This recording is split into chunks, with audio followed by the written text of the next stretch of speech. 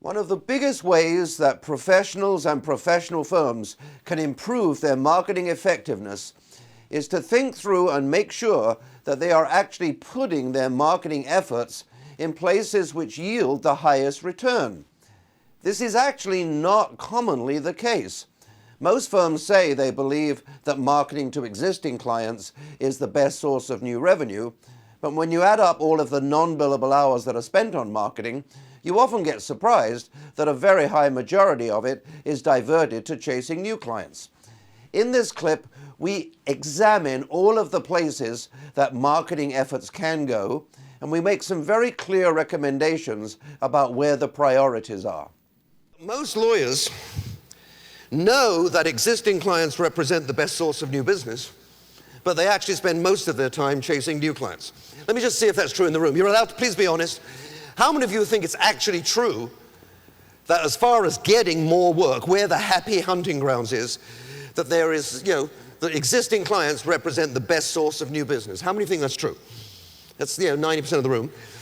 Let me ask the next question. How many, if I added up all the non-billable hours that were spent in your firm on any form of marketing, all the non-billable hours, how many of you would say the highest percentage is spent expanding existing relationships? About 10% of the room. Do. You really are brain dead idiots. You seeing this? You just voted in, within 30 seconds. Now let's explore why. Let's explore why you are really stupid people. Okay, and I am too. We need to explain why adult, intelligent people, because you're not really stupid people, it's like me, you do stupid things, right? You wake up in the morning and you'd like to have a fun career. You want to get rich, you want to get exciting transactions, you want to grow your business. Nothing wrong with that at all. But let me give you 4 places that you can put your time. You can either, as we've just said, give your time to an existing client, notice the non-billable time, do something to grow the relationship. Or you can go chase a non-client, a prospect, somebody with whom you've not yet represented. Right? And that's what the question was about. Let me give you another alternative, which is you can give your time to somebody who's aware of a need versus somebody who's not aware of a need. And what I mean by that is that company or government sector, whoever it is you work for, most of you I think work mostly for corporations, but it might be government. Aware of a need means that company knows they're exposed, they've got to do something. Right? They know there is, in fact, a toxic waste dump, just around the back of the factory. They may or may not have told us, but they are aware of the need. Versus the opposite, which is they don't even know that the regulations or the laws have changed, and they don't even know, that they now suffer more exposure than before. That's the choice. So now, again, put audience interaction here. Leaving aside morality, leaving aside inspirational, just do sheer business logic. In which of those 4 places would you get the highest return on investment for your first non-billable marketing hour? Anyone willing to play the game with me? Thank you. In other words, if you can convince an existing client that he or she so much likes you that the minute they become aware of a need, you get the next job automatically.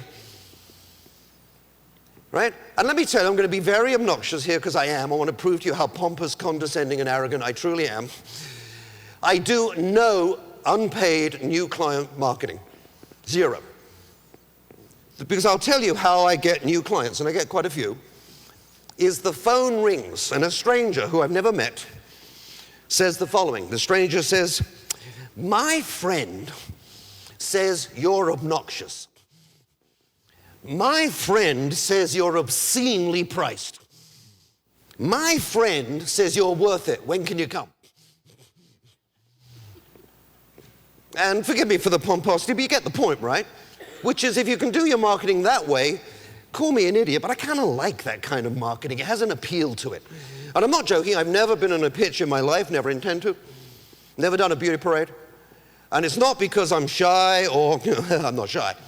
It's just I think I know how to get rich faster than doing stupid stuff like that. And the way you get rich is make sure your existing clients love the experience so much they tell their friends that you get your new clients by them telling your friends. Are you with me? Box number 1 is the highest ROI. Let's ask the second question. See if you're with me. Where is the lowest return on investment thing you can do in business development in a law firm? Bottom right, yeah? Walk into the average law firm anywhere in the world and say, tell me about your business development program, and what do you idiots tell me about? Efforts to go out into the community, establish contact with people we have no relationship with, who as far as we know are not aware of a need, and sell those suckers something. I mean, how stupid can you be to rush to do the things that work least well? And I hope you're hearing me loud and clear. I'm not saying they never work. Everything works at some level. I'm saying it is the height of stupidity to do the low probability things if you're not first doing the high probability things. I am saying that box 4 is the act of a desperate man or a desperate woman who doesn't understand how the world works. If you have to go to box 4, you really don't get it. And again, you can make it work. You try hard enough, you can stay dialing for dollars, doing cold calls. You want to be an idiot, go do it. You'll make it work. You'll feed your family. It's just stupid. Right? It's what you do when the real stuff fails. So if that's box 1, let me give you box 2. And again, a little bit more of opinion, but I'm here to give opinions, you decide. I believe this is 2 in terms of return on investment, and this is box 3. Okay? So I hope I'm answering, first of all, before I go on, the question that was posed, how do you begin new relationships? The answer is, don't worry about new people. Spend the overwhelming majority of your non-billable time making sure your existing clients rave about you. That's the best, highest ROI way of getting new clients. I promise you, general counsel talk to each other. In fact, let me give you that as a proposition. Again, think of your buying behavior. And again, you may disagree with the conclusion, but let me take you through the thought process. If you've got a new need of something you need to hire, IT, accounting, management consulting, medical, and you've never been through this before, right? So you're a prospect, you're a new client. As the buyer in that situation, what's the very first thing that you do in your buying process? Call a friend. Isn't that fair? Now again, please allow me to be silly in my presentational style. That's 90% of all the marketing you will ever need to know. If the first thing every new client does is talk to their friends, you win it or lose it there. Anything that happens after that just proves you're an idiot. It just proves that you failed the first most important test. If you're still doing beauty parades, it proves you're not as good as you think you are, no matter what you claim, because I promise you in my bones, general counsel has checked you out before you walked in the door. And the first question is, what's the word of mouth on you? And it's not about the beauty of your PowerPoint presentation, or whether you can fake knowing anything about their industry, or claiming what a fabulous lawyer you are, or even your win-loss record. The question is, when they check you out, and they do, because the first step is ask your friends, who have you used and would you recommend them? Right? That's the way you get new clients. And again, if we need to go on why you don't do it, because that's what we're going to explain in a minute. And box 3 is the pitch, right? It's a non-client. The good news here is very attractive because there is going to be a deal. There's a case, right? So the non-client cash is going to change hands. You can smell it, right? And you live in La La Land. It could be us. So you spend huge resources with your marketing director saying somebody's going to get hired, why not us? Let's go pretend to be interested, research it. Let's put a PowerPoint pack together. And all I'm trying to make the proposition, please think about this and make your decision, is in that situation, a non-client is probably talking to more than just you. So it is by definition competitive. It is therefore by definition more fee sensitive.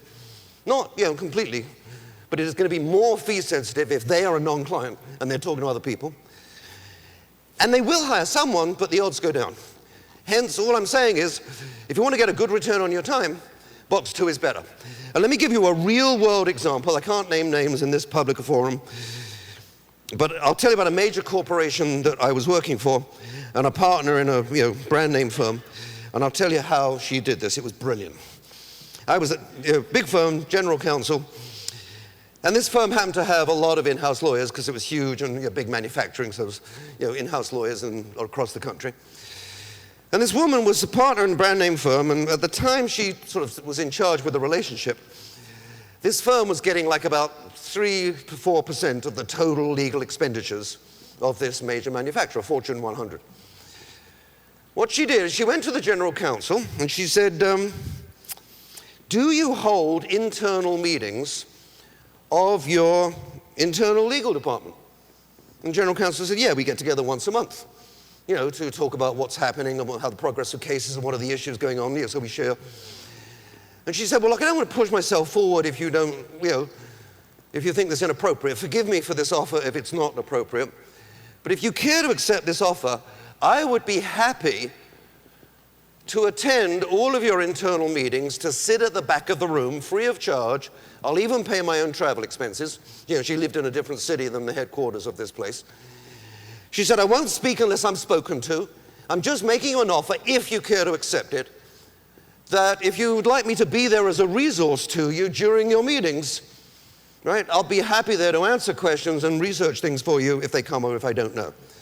Now, deadly seriously, help me out with real world here. How many of you think that, on balance, most clients would accept that offer? Okay, a little bit of debate. Again, I can't talk to your real world. I'm not even going to pretend. All I hope I can be clear on is that even if they decline it, it's an offer worth making every week of the year. Are you with me? But as long as you phrased it appropriate to the culture you live in, saying, I'm willing to work on this relationship, I'm willing to invest in it. If you'd like to accept the offer, fine. If not, then just forgive me. You with me? You got nothing to lose. Now let me tell you what happened.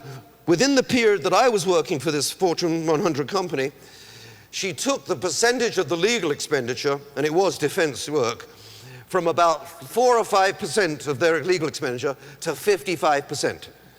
This firm, one of the nation's national firms now, is getting 55% of all their legal expenditures. And notice what she's doing. Let's do the mathematics on the investment.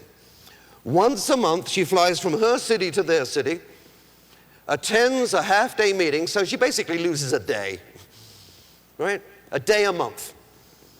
Call it a 10-hour day total. So in a year, she's investing 120 non-billable hours.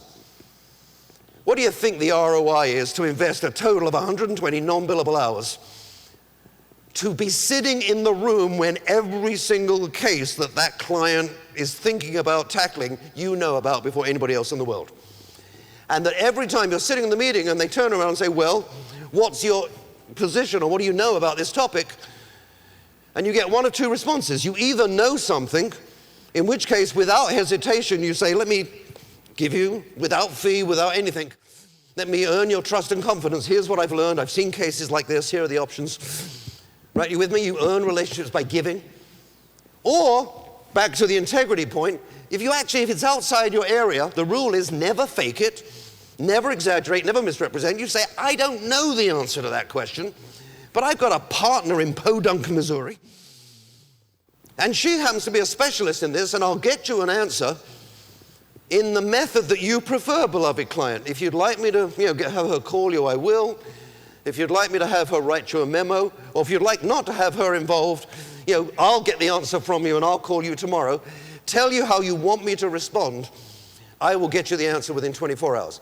I hope I'm making practical, pragmatic business sense that there is nothing else in business development you can do that's going to get you rich. Now let's talk for just a few seconds of why we do it. Well, I'll give you a few theories which I've observed, and then I'll ask for your additional ones if you've got them. The first is natural macho or macho behavior, which is, I'm told it's true of both genders or all genders, depending on how many there are. that it is always more fun and thrilling to give love and attention to the person you're trying to seduce than the one you're already married to. Right? It may not be healthy for you, but there's always the thrill of the chase. So in other words, we dash towards box 4 and we way overinvest because box 4 represents getting somebody new, another notch on the belt or the bedpost. The second reason is the way we run our law firms. You bring in a new client, bells and whistles go off. Your name in the firm newsletter, promises of more compensation. Not actually more compensation, but promises thereof. And seriously, most of you have such stupid law firm management, if you bring in the same amount of incremental additional revenue from an existing client, the reaction is still positive, but nowhere commensurate. Is that fair? The way we run our law firms is where there is an incentive to do what doesn't work as well. You really are stupid people. And we have less of an incentive to do what works. Right? Why you do that is still a mystery to me. I'll give you a third reason. A third reason why people overinvest in box 4 and underinvest in box 1, and it's what we've been discussing all morning, and that is very simply that if you're chasing a new client, you can remain relatively impersonal. It's write the proposal, research the industry, make boasts about your capabilities. If you're going to grow a relationship, just like that woman I was describing, it is by definition personal. Marketing to existing clients, growing existing relationships, means you actually do have to be interested. And lots of lawyers, especially defense litigators, just don't want to get that interested. So they rush to box 4 because it's an easier kind of marketing than they personally want to get involved in. Now again, I'm sorry I'm being challenging, but this is important stuff. I really believe that most of you are wasting your life. You will get more out of life if you really thought through not only how to get better at marketing, but who you're trying to market to. You put together the two things we just talked about. You're trying to market in low probability places for people you actually have no special interest in. That's not a discussion of marketing tactics. That's like, the drunk looking underneath the lamppost for something he dropped 100 yards away because that's where the light is. Right? You've got to put your marketing in the places where it's likely to work. The action recommendation from this clip should be obvious. What you need to do is go away and figure out exactly how many of the non-billable hours that you expend in any form of business development, marketing, or client service is going into each of the 4 boxes that we described in the video. You then need to come to your conclusion about what do you think is the right balanced package, the right set of ROI activities that would make for a complete package. Then you must be very honest with yourself and say, do I really think that I am placing my marketing time in the most appropriate places? And you may find that you need to rebalance where your effort is going.